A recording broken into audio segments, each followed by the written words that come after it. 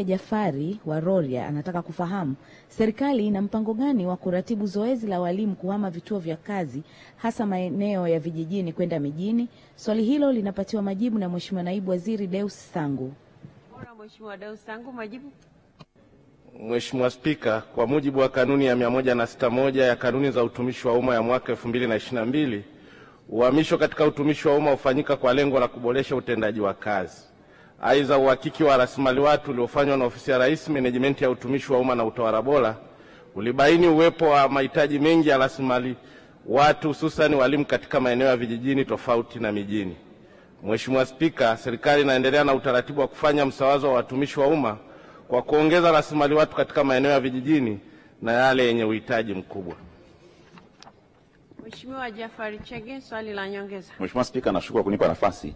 Kwa kuwa utaratibu wa sasa wa watumishi kuhama kuwafuata wenza wao hasa kwenye kada ya walimu kumeathiri sana maeneo ya vijijini na kupelekea upungufu mkubwa wa walimu maeneo ya vijijini ukilinganisha na mijini. Je, nitaka nijue serikali na utaratibu gani sasa wa kupeleka walimu mkoa wa Mara hasa wilaya ya Rorya ili kufidia na kutengeneza msawazo kutokana na upungufu wa walimu uliojitokeza kwa mkoa huu wa Mara. Mheshimiwa Naibu Waziri, majibu. Nakushukuru Mheshimiwa Spika. Kwanza nimpongeze Mheshimiwa Jafari Chege kwa namna anavyofuatilia masuala yanayohusu watumishi katika jimbo lake. Nikijibu, ni kweli Ofisi ya Rais Utumishi tulitoa waraka wa watumishi wenye uhitaji wa kuwafuata wenza na walijitokeza watumishi takriban 10,000 ambao walikuwa na uhitaji wa kuwafuata wenza. Lakini zoezi hili tumeanza kulifanyia kazi ambapo watumishi takriban 500 tayari tumetoa vibali.